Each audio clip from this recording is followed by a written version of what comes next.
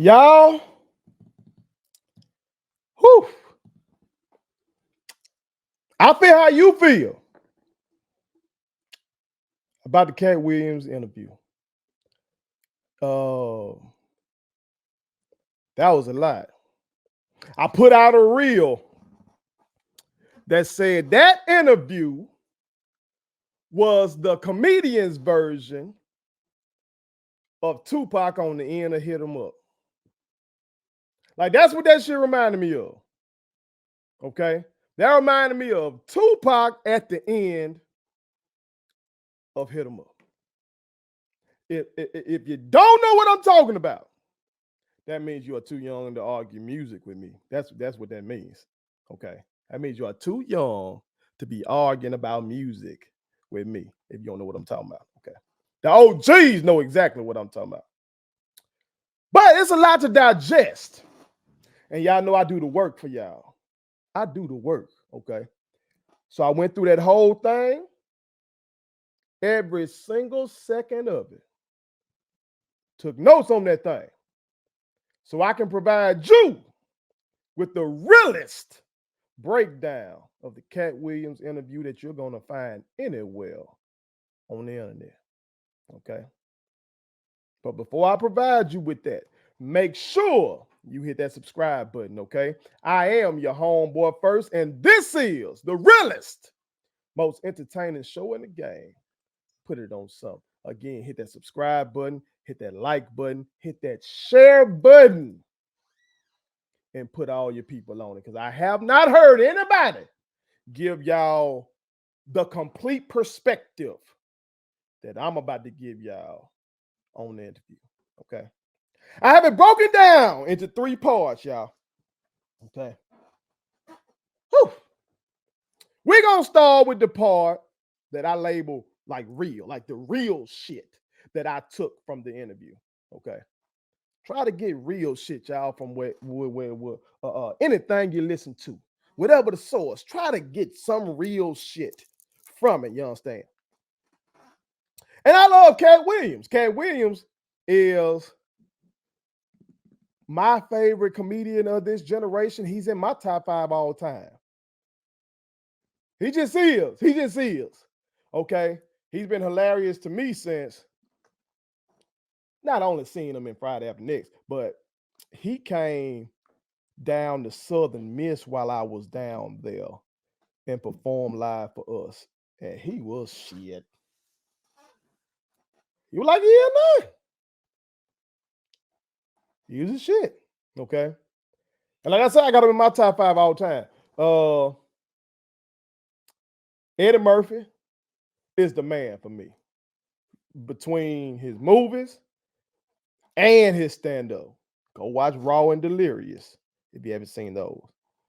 He the one for me. Red Fox, between the show, what he did for me in Harlem Nights, and what I found from Red Fox's stand-up on YouTube.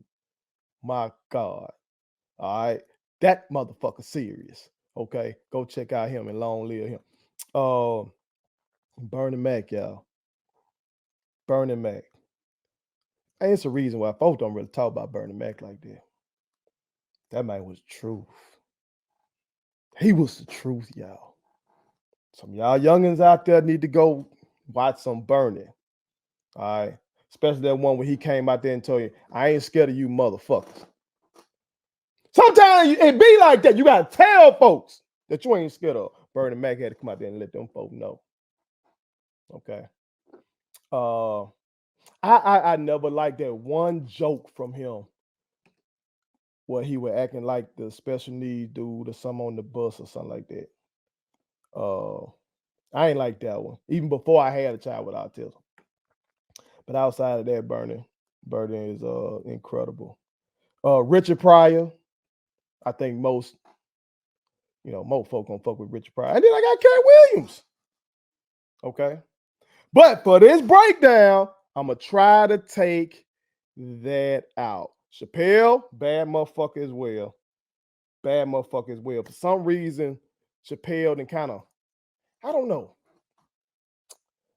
Chappelle on one lately. I don't know what that is. I gotta watch his special. Okay, I ain't get enough time to finish. It was so much stuff coming out about this Katt Williams stuff that I couldn't keep up with that for y'all. I was trying to I watched the full Katt thing, and I tried to go watch and see what Ricky Smiley said. Then I tried to go peep at what Steve Harvey said, then see what Ice Cube said. It was so much with that. I wanted to watch the new Dave Chappelle joint to comment on that for y'all. I'm gonna have to say that for like episode 187, I guess. Okay. But I said all that to say I'm gonna try to take my bias out, my like for Katt Williams, try to take that out of this breakdown and just give y'all the real. Okay, so let's get into it. All right, number one, Katt Williams is competitive as a motherfucker. That man is competitive. Okay, and I think I ain't gonna say all. I'm not gonna say all successful people are competitive, but I would say many, if not most, are. Okay. Especially when you get to that high end of success, like whatever your field is. I ain't just talking about success in terms of dollars and cents. I'm talking about just it could be in your workplace. Okay. Like the successful folks on that high end, it's just something about you, you know what I'm talking about, that you just want to be the best. You want to be better than the next motherfucker. And I don't like on shitting on them type of shit, but you putting in that work and you know God is giving you a certain talent and you feel like shit, ain't nobody fucking with me. Katt Williams is that. He spoke some real shit about business being competitive. Don't think you finna hop out here and start your own business and be successful in that business and you don't want to compete. Fuck that. Don't work like that. Don't work like that. I told y'all before I used to be a teacher. And at one of the schools where I was, I did not just teach U.S. history, which is the subject area tested thing for social studies in these high schools. Okay. So in those classes, like a Mississippi studies, a world history, world geography, something like that, I got a chance to get outside the book and do some other things with the kids. One thing I did was called character education. And one of my character education things was to try to encourage my students to be more competitive. Okay, so I just brought in games and stuff, board games, card games, all kind of stuff, and just sat back and watched them motherfuckers. I wanted to see who was getting upset when they lost. Who just didn't give a fuck? It just was a game. I was peeping all that shit. You know what I'm saying? Really like a social experiment type thing. And then at the end, I told them my observations and gave them many examples of highly successful, very competitive people. Just trying to breed that in them because all of us have to compete to an extent. If you want a woman or a man, goddamn, you gotta compete with another motherfucker to get him or her. You do. Whatever house you want, somebody else saw that house listed as well, goddamn it. The job you want, somebody else applied for that motherfucker as well. You know what I'm talking about? So you got to compete. You understand?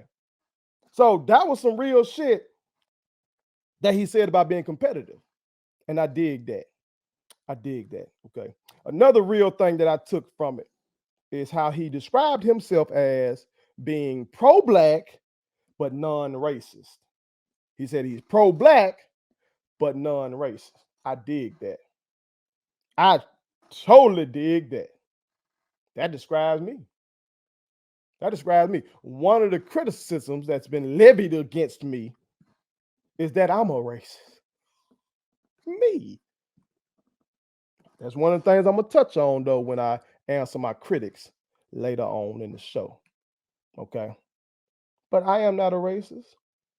I don't think that my people are naturally superior to anybody. I think God has given all people, all races, gifts. Okay. So I don't think that, but I am pro my people. And I like just like I don't have any problem with Italian Americans being, celebrating themselves. The New York Giants had a Italian American boy who was starting for them for a hot second there. Y'all remember that? Do y'all remember that? Okay, that little hot second. Now he got benched again, but if for a hot second he was starting there. And Italian Americans were going ham. I had no problem with that. I get that. I get that. They are pro-Italian American. Well, goddamn it, I'm pro-black. I'm pro-black. You feel me? And you're right, Sonny Boom C98. What up, King? You know what I'm talking about? Yes, a lot of fake pro-black people. You ain't lying. yeah. You ain't lying. You ain't lying. There are.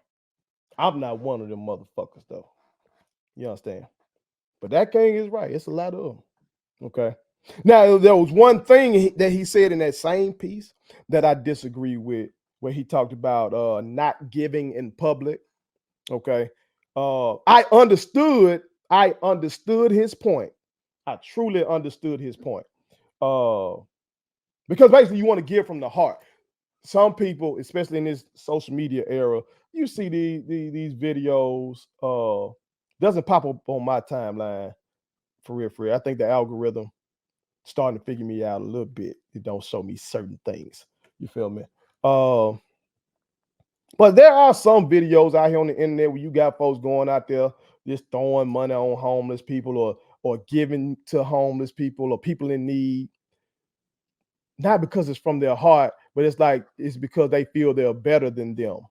You know what I'm saying? So it's like they trying to belittle them and shit like that. That's fuck shit. That's fuck shit. I'm totally against that. But I told y'all before, man, I think we do need to give publicly, because if we're going to flex publicly, shit, let's do some good publicly. And maybe people will try to copy that. You feel me? What up, Hardy? That's my dog right there. What's happening, dog? But let's move on to the next real thing I saw from him.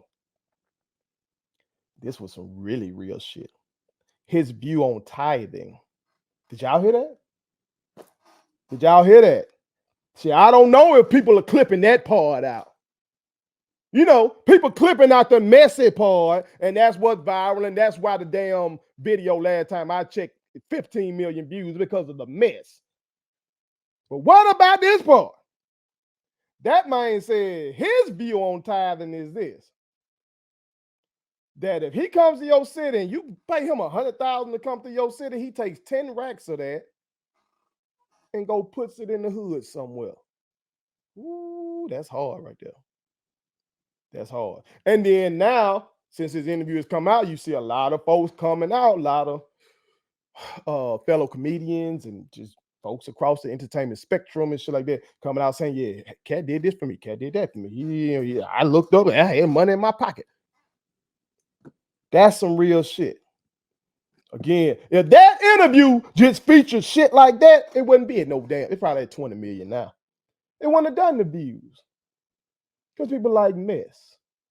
But that right there was some real shit. Oh, we talking real shit. Let's move to his next one. Let's move to his next. That joker said some real shit about teachers in this country, teachers and this nation. Okay. Basically, he echoes something I've been saying all the time. I forget exactly what he said, but what I always say is, y'all say that your children are your treasure, but you don't want to pay the people who protect your children for 8 hours a day. Make that shit make sense. That don't make no sense. And that's basically what he was getting at. How y'all gonna say you value the children so much, that the children are our future, and we love our babies. I'll do anything for my children. And then the motherfuckers who are helping you to rear your children, the motherfuckers who are helping your little baby learn how to read and write and do their arithmetic and stuff like that, you don't think they should be compensated like doctors and lawyers and shit? That does not make sense. He's absolutely right about that. That clip ain't go viral though. I ain't seen it. There's more real shit. Got me thinking like a motherfucker with this, y'all. His opinion on Kanye. I told y'all I'm real enough to look myself in the mirror now. I am.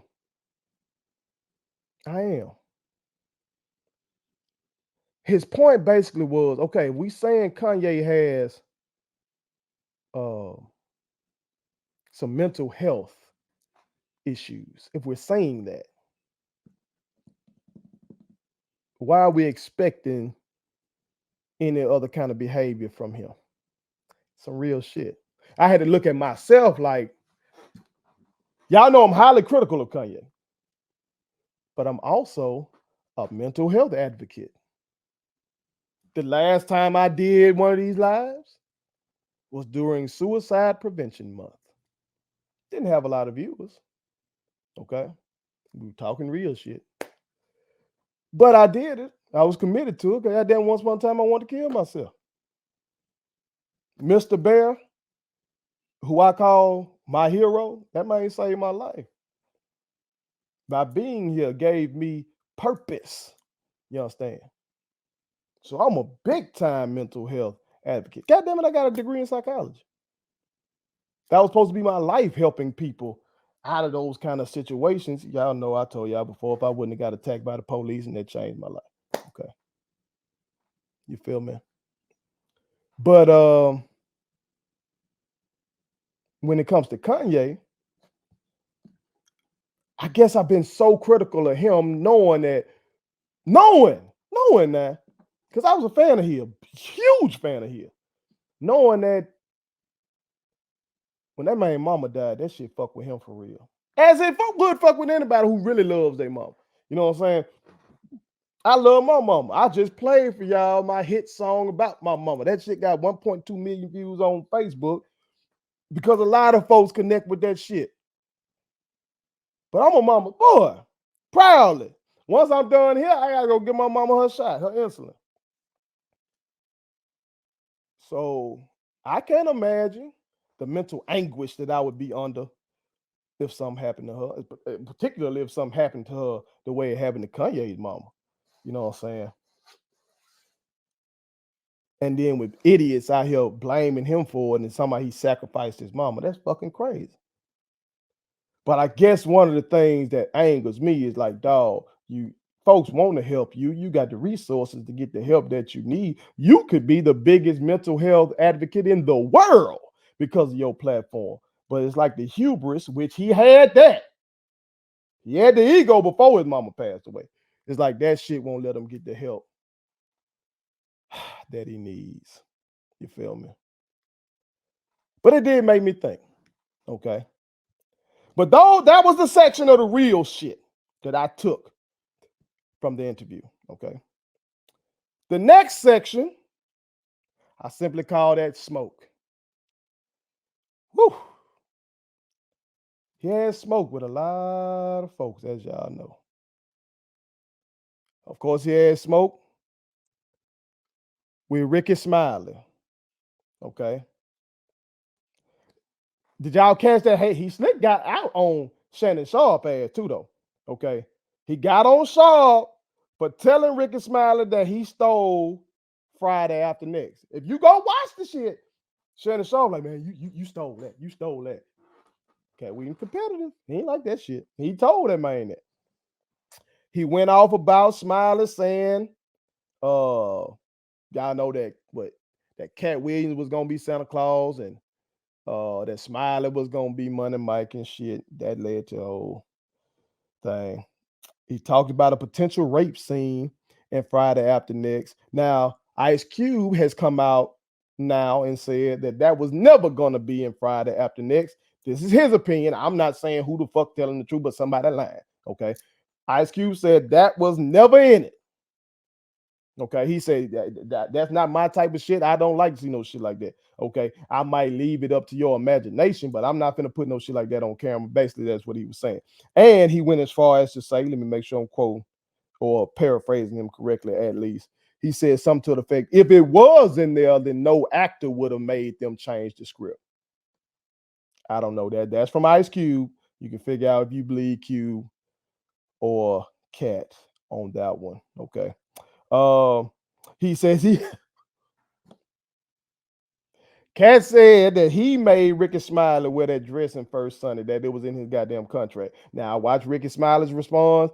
He said that I guess the producer or director, somebody, some big wig down with the damn movie, called and told him, well, I want you to do Bernice Jenkins in this movie, and that's how that happened again.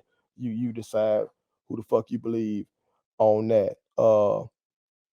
Now this was too far. Again, this is me trying to take my bias out of it as a Katt Williams fan. Take my bias out of it and just keep it 100. What he said about Ricky Smiley's son, that was too far. Okay, saying that the man's son died and then you get on here lying and this is why people believe in rituals. That's too fucking far, man. No, man. Ain't nothing else to say about that. But no, man. That was too much. I do know that when you get angry, and that's one of my flaws, when I get angry, I don't give a fuck about shit.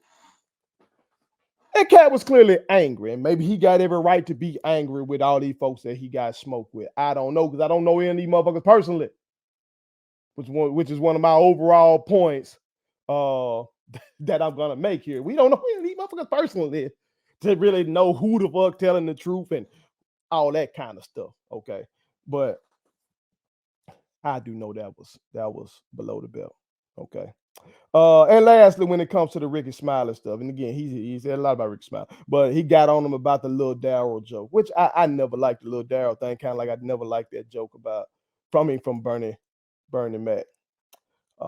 That's one of the things initially, at least, that threw me off about my son having autism. I'm like, damn, I never was that guy to laugh at any of that kind of shit. I never bullied nobody with special needs. I never laughed at any of those kind of things. And then here come my baby with this condition, you know. But as I told y'all before, you take your pain and make it purposeful. Take your test and turn it to a testimony, whatever you want to use. Okay. And of course, my son is a blessing to me, and I love him dearly. Somebody called my son a hero in the Black community. I think I took a damn screenshot of something when that person said that. It's somewhere in my phone. Okay. That shit choked me up. Said that my son is a hero in the Black community. That was touching. And he just being himself. You feel me? But it's about taking that pain and making it productive, okay? But other than Ricky Smiley, he got out on Tyler Perry. Said the Entertainer.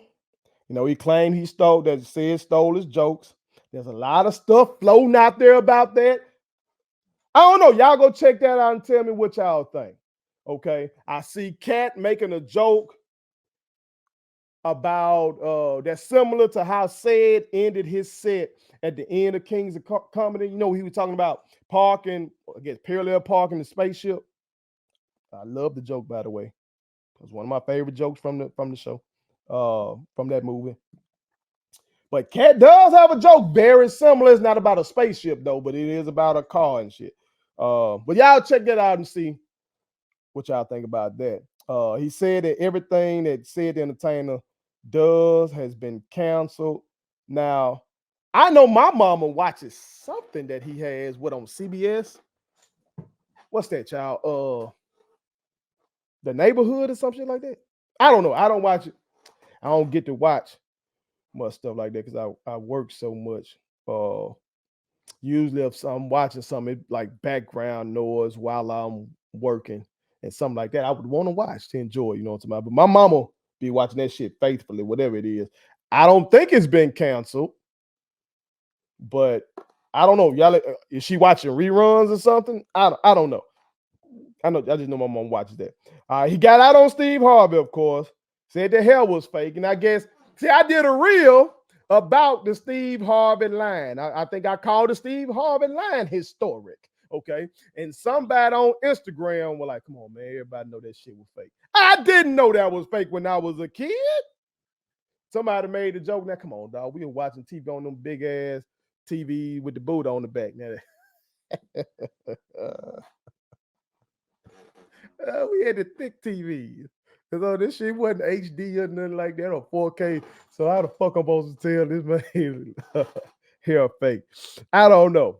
But it seemed like that was an open secret in Hollywood, I guess, because now it's coming out other comedians. Kevin Hart. I saw some on Twitter where he was making fun of Steve Harvey's hair and shit. So I don't know, maybe so. He said Steve Harvey was never homeless. That shit stuck out to me because there is a legendary graduation speech that Steve Harvey made. Okay. At Alabama State, I think. I think it was at Alabama State. If you haven't heard the speech or watched the speech, I bet a lot of y'all have. It's dope.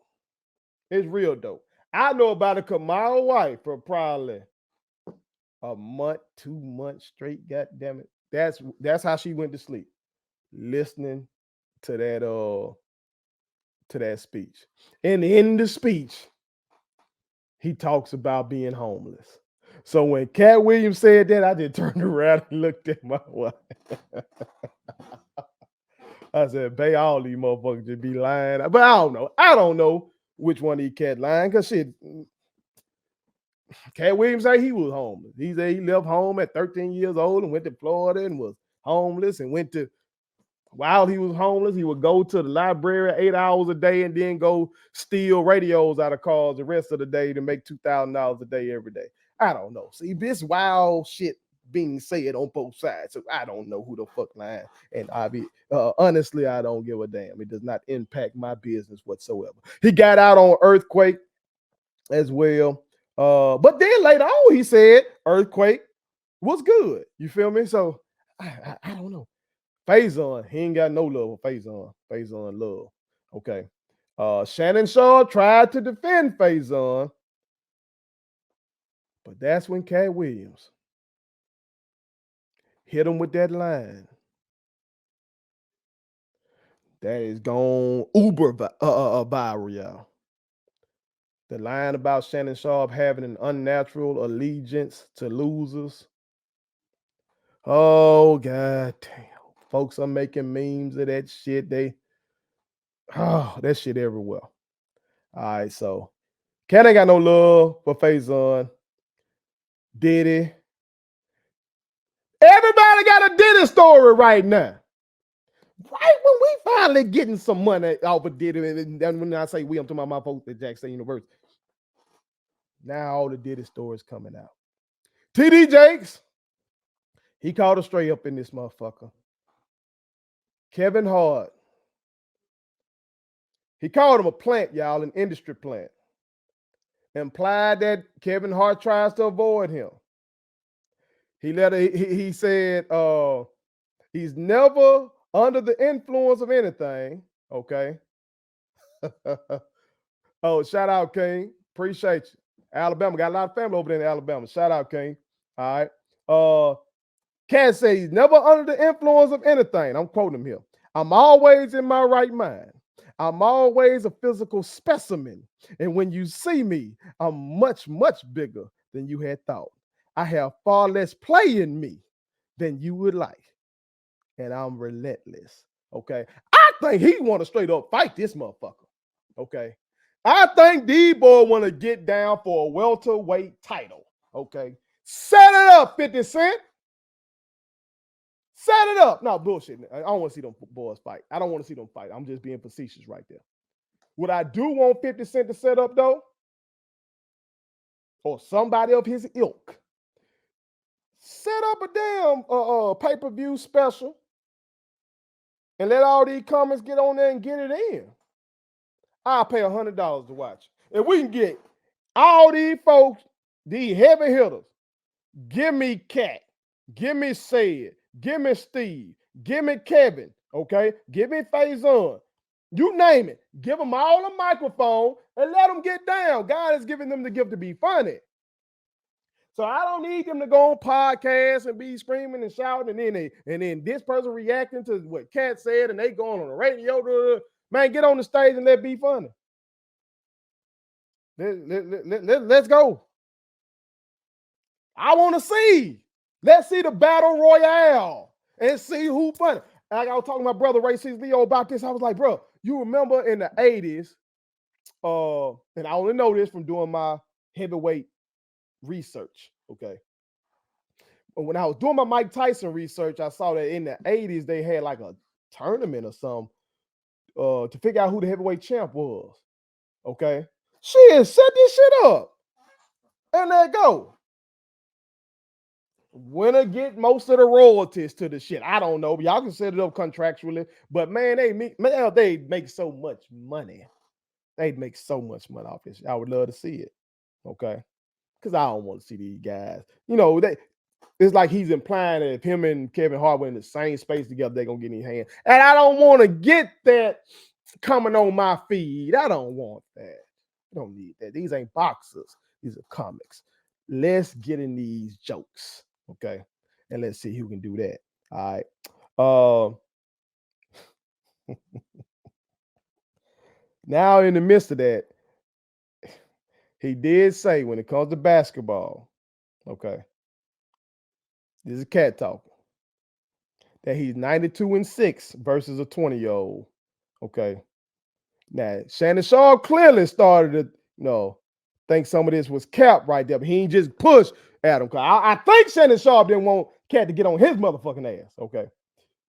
But he did do little slick shit. If y'all caught it, he did little slick shit like he asked him about him lifting weights. You feel me? Because if he up here talking about all this, how he's a physical specimen and shit like that, Shannon Sharpe, big old ass, you know what I'm saying? He sitting there like, come on, man, what you doing? But he ain't want to go there with Katt. You know what I'm talking about? But it does seem like Katt saying all that shit like him and Kevin Hart like neck and neck right there. Like he might really want some smoke with him. I don't know. He claims that Hart got like 5 roles that were like sitting on his desk. So Katt saying these roles came to me first, but they wanted me to do some gay shit. I wouldn't do it. Kevin would. That's why he got the roles. Okay. And then, how social media do it. The motherfucking social media investigators. God damn, you folks got a company or something? You need a company. You need to be getting some money off the research I'll be doing. God damn. Or shit, come work for mine. Okay? I can't pay you yet. Okay, but if you put in the work, once we where we want to be, goddamn it, you can get in. I'll give you some an ownership stake. I give you a minority ownership stake. I ain't got no problem with that. If you help me ascend to the heights where I want to go to, because there been some folks putting in some work. There have been some babies not being fed. There have been some wives not being tended to by their mates because they've been researching this shit, Jack. They've been on it. And I'm talking about not people in this business. It's my job to do this, okay? But it's some folks that just out here for the free. I want to go find all the gay parts Kevin Hart done did because I'm rolling with my boy Katt. And they've been putting that shit out there too, Jack. It's some shit out there. God damn. He got out on Guy Torrey. He got out on Gary Owen. I don't know. Was that a shot at Gary Owen or was it not? I don't know. Gary Owen don't even fucking know. I saw him tweet out like, I don't know, was he dissing me or what? All right, but I do think Gary Owen came out and said something in support of Katt. I don't know. I didn't get a chance to watch that though. All right. Got out on Harvey Weinstein. This man alleged that Harvey Weinstein tried to suck his dick. Now he said suck his penis on the thing, but we knew what he was talking about. Okay. Harvey Weinstein was a nasty boy. That was a nasty boy.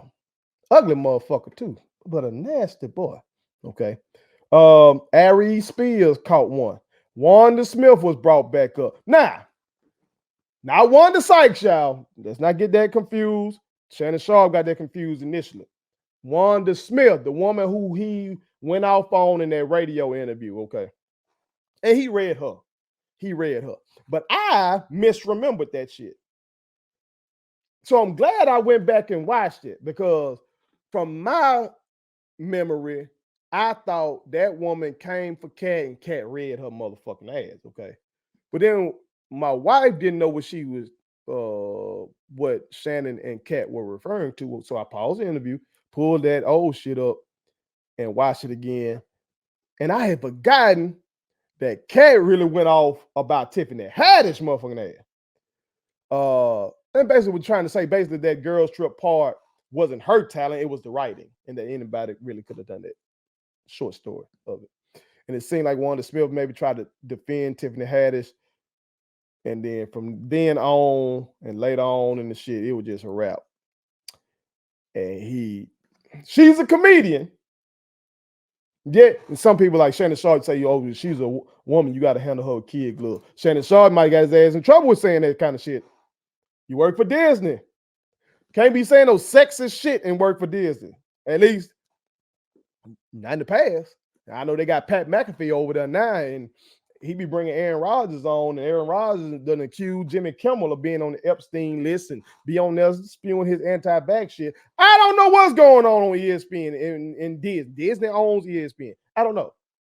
But Shannon Sharpe, you better be careful because you ain't Pat McAfee, brother. Okay, you don't got the complexion for the connection for the protection. So you need to be careful. But Wanda Smith is a comedian.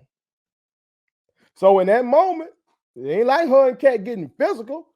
It's her brain and her mouth versus his brain and his mouth, and he whooped her ass. But where Katt clearly lied in the interview, clearly, was when he said he was not trying to offend big black women. Okay, something to that effect. He wasn't trying to offend black women. But he clearly, when he went off on Wanda Smith, talked about that woman's cholesterol and her blood pressure and her shopping at Lane Bryant, which I didn't know what the fuck that was till my wife told me. You feel me? So I don't know. There are those moments in here, y'all, where you can say, okay, yeah, clearly Katt lying about that shit. So you got some real shit mixed in with some stuff that's just, clearly bullshit. All right. Michael Blackson caught it. He's responded since. Chris Tucker, he was accused of being connected with Epstein. We'll talk more about Epstein later on, y'all. Jonathan Majors caught it. I forgot this when I mentioned Diddy. Katt said he turned down $50 million 4 times. Okay. And he said in the midst of that, he was like, you got to tell Diddy no, because Diddy want a part and shit. Okay. He talked about Martin. Said that Martin was the first one to try to put him in a dress. Let's talk about this dress shit, y'all. See, like this shit is such a big thing online, and I totally get it. As a person who studies history as a scholar, I get it. Because what America, to a large part, has tried to do throughout its history and its relationship with the black man is try to emasculate us. Think about it. Yeah, everybody knows about the N-word. Okay. But another diss to the black man was to not call you a man, it was to call you a boy. It was to call you a boy. Okay. So America has a history of trying to emasculate us. One of the things they would do to you, besides just putting you in a tree, is castrate you. You feel me? So I get it. I get why our community is hypersensitive to when white America tries to do shit like that with this dress thing. Okay. 2 things I would add. Okay. And there's a compilation out there online that shows Hollywood also doing that to white comics. Now, again, the difference is white America as a whole, from a government standpoint, from a whole societal standpoint, hasn't tried to emasculate the white man the way they have the black man. Okay. So, yes, they do it to white comics and white actors as a whole, white male actors as a whole. They've been in it as well. I think most notably people think about Mrs. Doubtfire, for instance, with Robin Williams. But again, there's a compilation with a lot of folks. Okay. But it's there. It does happen for them too. Okay. But here's my point with the dress thing. If you don't want to be in a movie because these motherfuckers trying to make you put on a dress, I get that, because I wouldn't do the shit either. Y'all keep supporting me like y'all do. You keep showing me love like you do, and I keep rising up this motherfucker. And somebody come to me and want to put me in a movie, but I gotta act like I'm a woman in the movie. I'm not getting the role. I'm just not doing it. That's outside of my brand. Okay. That's outside of my brain. And my daughter say all the time, Daddy, you can imitate black women real good. Yeah, yeah, I can do that. Okay. I imitate my wife, I imitate my mama, I imitate my former students and shit like that. Okay. But I ain't putting on a motherfucking dress, no makeup to do it. I'm not doing that. I'm not gonna do that. Okay. Not gonna do that. But some other shit I'm not gonna do either. That some of our folks, some of our greats are too comfortable with doing this shit. So the putting on a dress is a line that they won't cross, but they'll get their ass on these records and lie to us about all these crimes that they committed. Many of them knowing goddamn well you weren't in these streets doing none of that shit. That ain't your life story. You just fucking saying that shit to sell some records. And you got these kids out here trying to emulate that motherfucking shit. You get on these records talking about all these hoes you pimping and all this shit and how you'll smack this bitch up and do this to that bitch and do it to that hoe and all that kind of shit. You saying all that filth on the fucking record and then you going home to your wife. You feel me? Or you wouldn't dare want nobody doing your daughter like that or doing your mama like that. So if we got if the dress gonna be a line for black Hollywood and black entertainers as a whole, goddamn, let's make some of this other bullshit a line too. Let's stop saying some of this dumbass shit on these records. Okay, let's stop portraying some of this dumbass shit in our media as a whole. Can we stop that too then? Let's get some other lines to go with the dress thing. You feel me? Let's not just stop. It seems like the gay shit is what get on some of these cats. And I get that you're a heterosexual male that don't want to play a gay person in something. Cool. But why you feel comfortable getting on these songs talking about killing all us? That you would kill me if I stepped on your shoe in the club. You feel comfortable saying that shit. Let's have that line too. Let's just add some other shit that we say we are not gonna do as black men as well. That's all I want. Okay, but I digress. He also got out on Tory Lanez to an extent. He basically said, if you won't say she shot her, then you shot her. And moved on. Kept it simple. Called Kim Kardashian a whore. Now, I haven't gone that far before. I have said before that,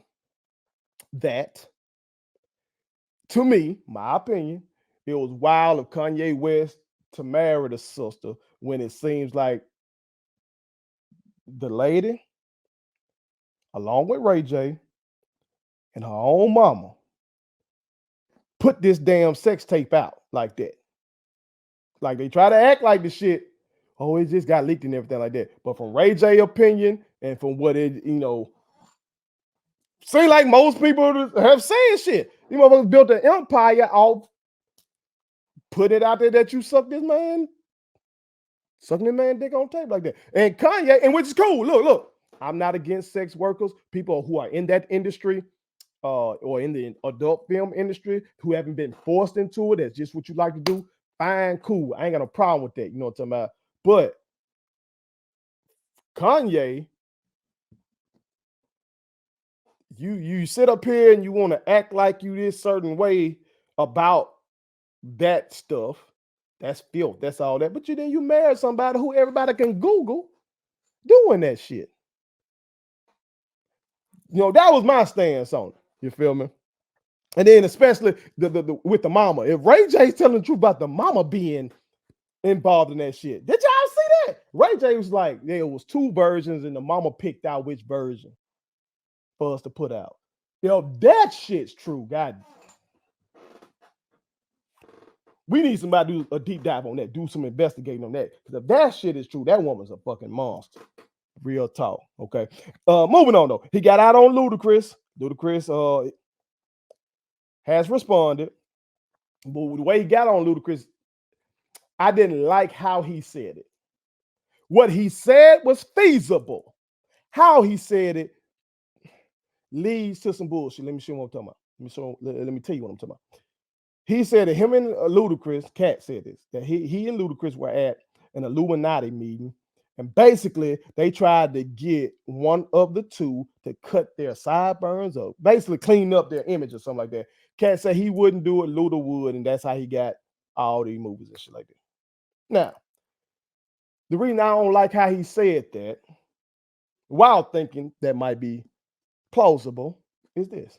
When people hear Illuminati, and I know this from working with children, when children hear Illuminati, them kids be thinking blood sacrifice, and it was a room, a dark room, and people had torches and shit like that. And Ludacris and Katt Williams were summoned into the room, and they walked in.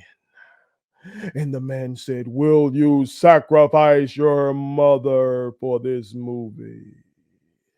And Katt Williams said, "No, I ain't sacrificing my mama, motherfucker." And he walked out, and Luda said, "I will make the sacrifice." And that's how Luda got the movie. See, that's what kids be thinking. I'm telling you, I know this because I have worked with children. I have worked with children. I have.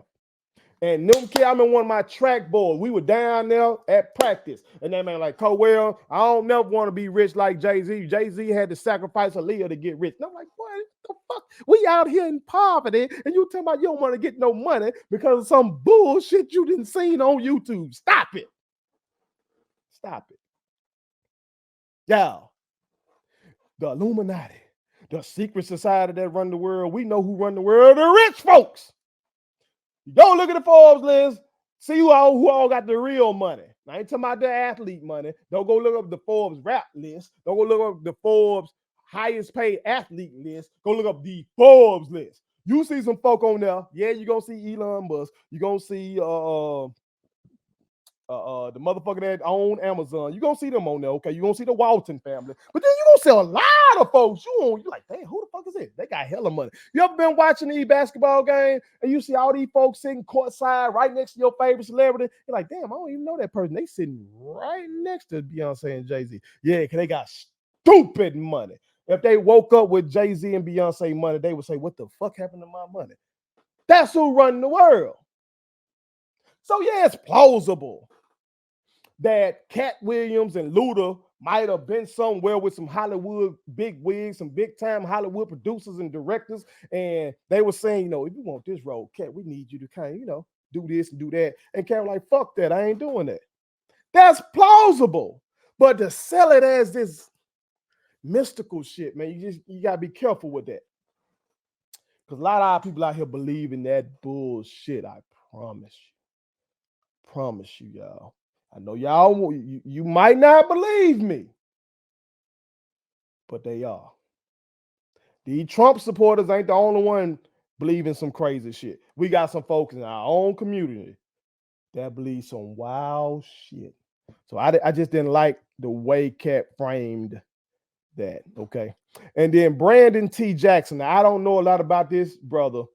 Y'all might know real ones. My brother reminded me that he said something about this cat, but he did have some words for him as well, okay? But that was the smoke section. I hope I didn't miss anybody. I tried my best to be thorough. He had smoke with a lot of people in this one, okay? But he did defend some people, y'all. So that's the thing. It ain't like Katt got smoke with the whole industry. There are people in the industry that he respects. You feel me? And outside the industry as well. In particular, Farrakhan. Okay. He said, this him talking, said that Farrakhan calls him a son and that they're very close. Okay. He defended Ice Cube. Now, I told y'all Ice Cube has now come out and said that the part about the rape scene was not true. Okay. But Ice Cube didn't say that maliciously. I think he got love for Katt. And like I said, Katt got love for him. Ice Cube actually said that Katt was 100 with most of the stuff that he was saying. All right. Katt said that him and Prince were close friends. He said that his connection to Prince was through lyrics, women, and cars. Okay. Now, I asked my OG, my esteemed OG, my beloved OG, C. Lee McInnes about this. Okay. And the OG told me he has not watched the interview yet, but he will go check it out. You know what I'm talking about? And if he gives me whatever he gives me on that, I will share with y'all. Right off top of his brain, right off top, he was like, Prince didn't even have him in the cars. Okay. And again, OG C. Lee McInnes is a Prince scholar now. So if you take it up with the OG, all right, Prince scholar. But I'll fill y'all in with any more of that when the OG give me some. He defended Mark Curry and alleged that Steve Harvey really stole Mark Curry's show. And I've seen Hanging with Mr. Cooper. I've seen the Steve Harvey show. I loved both. I did love both. What y'all think about the similarities between those shows? He defended or stood up for a lady called Melba Moore. Said that they wanted to give him a Hollywood star, one of those Walk of Fame stars, but he pushed for this queen to get hers. Maybe some of my double OG, triple OG know about Melba Moore. I've never heard of her, but if that's what Katt did, that's some big shit. He bigged up Spike Lee, bigged up Taraji P. Henson, bigged up Nick Cannon. He alleges basically that he's the one that made Wild 'N Out work, that Wild 'N Out wasn't working for real until he stepped in and really helped Nick with that. I don't really watch Wild 'N Out like that. Maybe y'all know more about that one. He bigged up a lot of these young comics that are online doing their thing. Bigged up Suge Knight, okay? D.L. Hughley. So it's not the whole Kings of Comedy that he got to smoke with. He got to smoke with Sid and Steve Harvey. And of course, he bigged up Bernie Mac. Okay. I would love to hear what DL says about this. DL, I think, still has a radio show. DL also does a lot of Vlad interviews. I'm sure Vlad, who takes advantage of whatever the fuck going on in the culture, he gonna get on it. So I'm sure he gonna bring DL back on. Probably gonna bring Faison on. Probably gonna bring Ari Spears back on. He gonna cake up off of this shit. Okay. Just like somebody else is caking up off this shit. I'll tell you about that momentarily. Okay. Let's get to the last section. The last section, I called this section lies with some question marks. Question marks. Okay. Again, I told y'all this is my favorite comedian of this generation, but I try to be real with y'all here. Okay. Try to be real. The realest. Matter of fact. Hi, y'all. Some of this shit now we know goddamn well Katt lying. Either that or he was just trying to joke. I don't know. But the motherfucker claimed that he can run a 4-3 right now. Not could run. That motherfucker say he can run a 4-4-4-3 right now. He said he speaks Creole and reads French. Now that's plausible. That's plausible. I don't know. That 4-3 shit ain't plausible. Okay.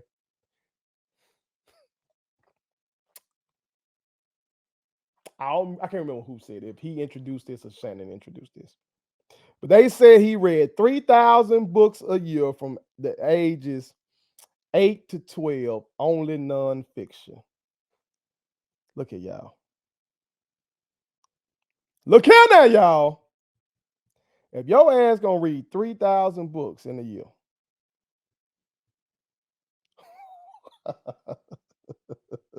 that means you gotta read 8 books a damn day.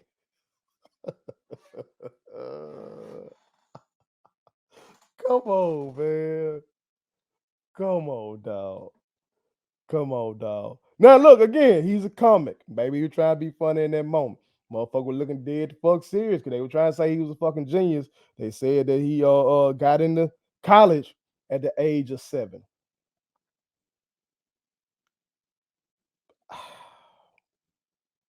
I don't know. It's been some shit come out. Some folks are saying it really was a charter school. I don't know. I hope he meant 3,000 pages. Even that's tough. Okay, maybe he meant 3,000 pages. They said 3,000 books. Okay, they said 3,000 books a year from ages 8 to 12. Only nonfiction. Okay, I'm just quoting. I don't know what he meant, but that's what the motherfucker said. Okay. And then also now remember he said when he was homeless, he said he would go to the library for 8 hours a motherfucking day. Okay, so maybe Katt is committed to his scholarship like that. That's why I put lies question marks now. Okay. He said he left home by himself at 13. What's happening, Antonio? What up, dog? He said he left home by himself at 13 to be like Jesus. Okay. Moved from Ohio to Florida and alluded to his father being abusive. Okay. Now, was Katt married?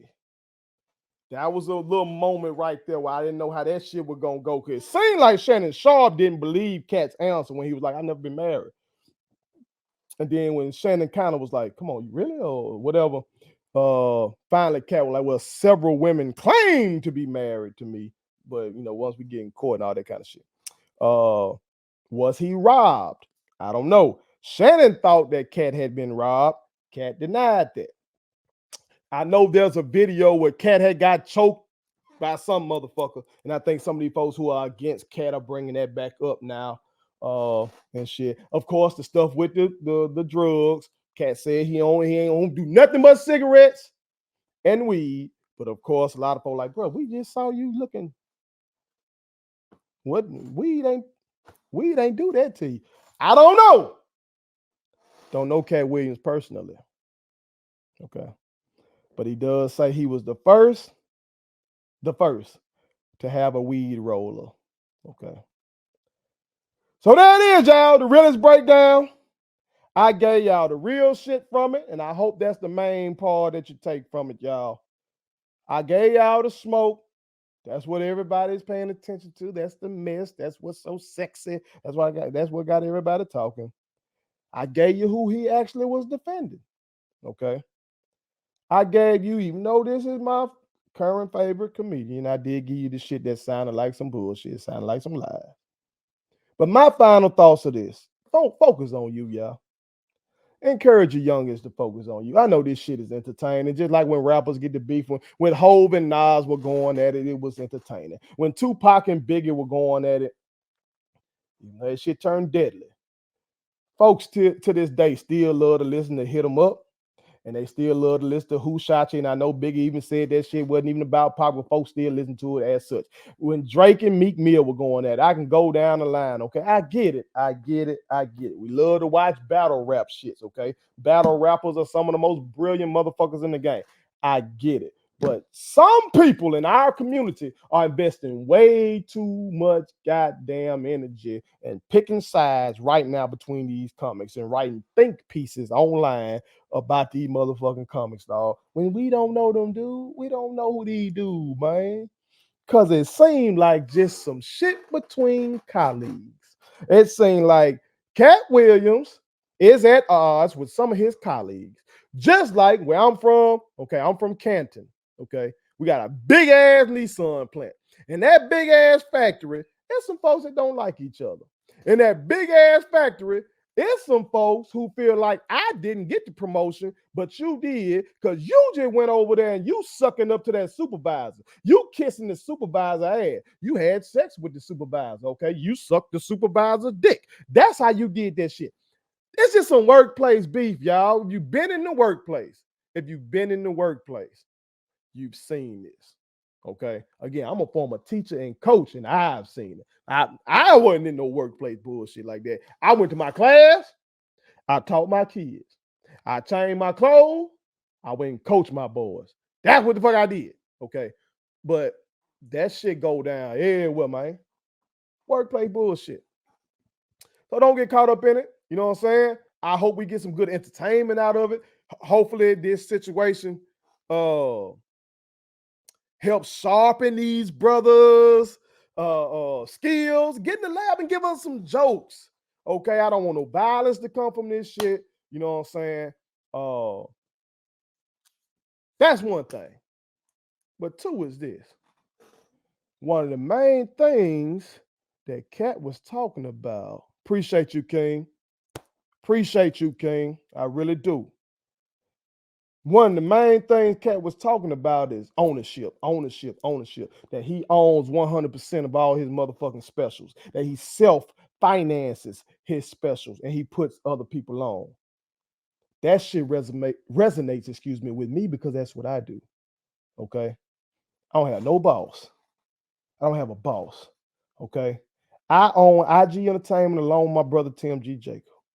We ain't got nobody standing next to us. We ain't got no cosign. We ain't got none of that shit. Okay. My company statement tees. Ain't nobody stood behind us with that shit. My consulting business. I partner with another company, but at the end of the day, I am my own boss. I don't do anything I don't want to do. I am a boss. Okay. I use YouTube for distribution to distribute my product to you. I use Facebook, Instagram, and Twitter to distribute my product to you. But at the end of the day, I'm responsible for that. But guess what? When it comes to that damn interview, we saw Shannon Sharpe on the screen. We saw Katt Williams on the screen. But Colin Cowherd is the owner of that company. Colin Cowherd is the owner of that company. Now, somebody might be saying first, who in the hell is Colin Cowherd? I don't know nothing about no goddamn Colin Cowherd. I don't watch no Colin Cowherd. I saw my boy Shay Shay on that thing. I saw Unc on there, and I saw my boy Katt. And I know Shay Shay finna go to the bank off that interview. Well, goddamn it, so is he. Y'all see that look? Y'all see that V back there and that background behind him? I want you to go look back at that goddamn interview. And I want you to look in the top right-hand corner. You're gonna see two logos. You're gonna see DraftKings, which I think sponsors Club Shay Shay. Okay. And shit, we looking for sponsors too. That's business there. Basically, that's commercial. That's how we make money in the entertainment business. That businesses want to advertise on the shit that we put out for y'all because they know we have y'all attention. Okay. But I'm talking about the owner of the platform is that man right there, Colin Cowherd. Okay. So while we got these black men up here beefing, and these are OG black men. We got black men. I think my brother was telling me like, man, Kevin Hart seems like the youngest motherfucker in this beef. Steve Harvey, damn near to what? Social Security. All these folks, we got the old black men beefing and talking about who kissing ass and who's selling out to the white man. And that white man I just showed you is ultimately caking up off of it. Put it on some. Please subscribe to my daddy's YouTube channel because the more subscribers he gets, the more attractive he looks to sponsors. The more attractive he looks to sponsors, the more money he can make. And the more money he can make, the more money he can spend on me.